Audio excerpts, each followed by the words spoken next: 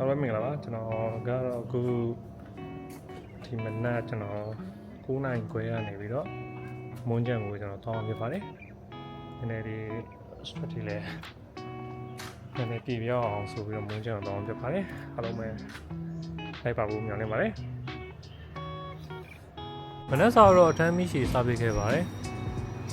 ကဲကျွန်တော်ဆက်ပြီးတော့ဆက်ပါတော့မယ်တနင်္လာတော့စီးနေရတော့မအောင်ဘူးအဲ့မွန်းချံတော့ဘူလာဂူစတာစီးမဲ့နေရာလေးရောက်နေပါပြီကျွန်တော်တငယ်ချင်းတွေစီးမှာပါကျွန်တော်ကတော့စီးမှာမဟုတ်ပါဘူးဘာလို့ဆိုတော့လည်းဒီတိတ်မကောင်းတာလည်းပါတော့နော်အားကြောင့်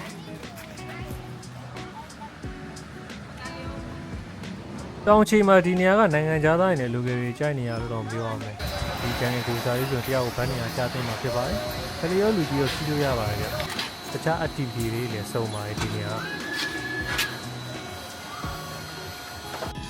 ဒါတော့တဲမဲ့ဖြူဝင်း home stay နေရာလေးကိုရောက်ပါပြီဒီနေရာပန်းခြံနဲ့ဓာတ်ပုံရိုက်မဲ့နေရာတွေများပါတယ်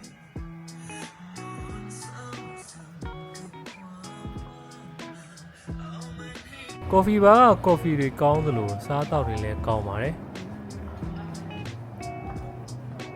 ကျွန်တော်ကတော့ရွက်ကြုံနဲ့ထမင်းနဲ့စားပစ်ခဲ့ပါတယ်ဒီဘက်ဖန်လုံအိမ်မှာကျွန်တော်တို့တဲပါတယ်ဗျအညာကတိန်ကင်းစင်လို့ကျယ်ရီကျွေးတာပါတွေ့ခဲ့ရပါတယ်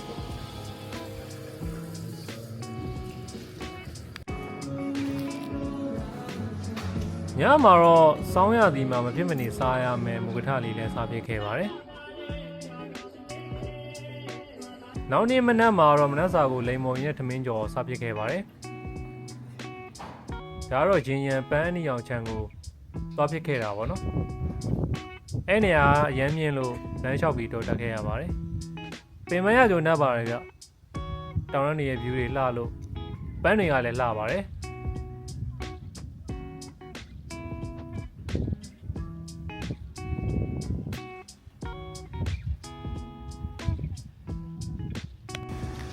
နေ့လည်စာတော့တောင်ချီကဆိုင်မှာပဲစားပြီးခဲ့ပါတယ်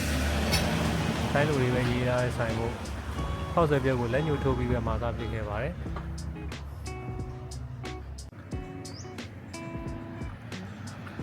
ဒါတော့ဖူးတိုင် home stay ဆိုတဲ့နေရာလေးမှာတဲပစ်ခဲ့တာပေါ့နော်။ view ကဘာလို့တက်တာဖြစ်ပြီး view တွေရတယ်လာပါတယ်။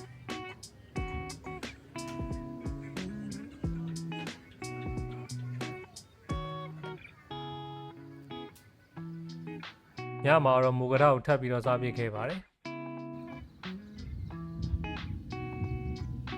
မနက်မှာတော့ဟိုတယ်ကကျွေးတဲ့ American breakfast ကိုစားပစ်ခဲ့ပါတယ်။နောက်နေ့လည်းပန်းညံတွေထပ်ပြီးတော့သွားပစ်ခဲ့ပါတယ်ဒီပန်းညံတော့တောင်နှင်းမြောက်ဆိုပြီးတော့နှစ်ခုရှိတာပေါ့နော်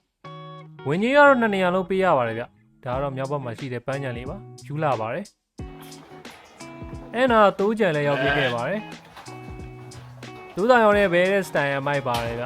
ဘချာအင်ကြီးနဲ့ဓာတ်နဲ့မော်လာဦးနီကိုလှီးနေတာပါတိုးသားလည်းကျွေးပြခဲ့ပါတယ်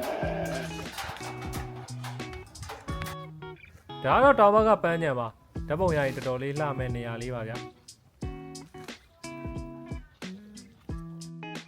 ဒါကတော့တောင်မောင်းရင်တောင်စီးရမယ်ပြိုင်ကားပါတော်တော်လေးစီးလို့ကောင်းပါတယ်စီးလို့မရပါဘူးနောက်ထပ်စီးကျင်ပါသေးတယ်ဗျ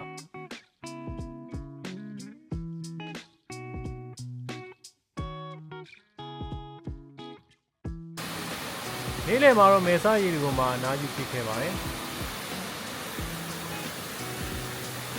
နေ့ရက်သားတော့ပီဇာနဲ့ယူဇာတီလေးတောက်ဖြစ်ခဲ့ပါတယ်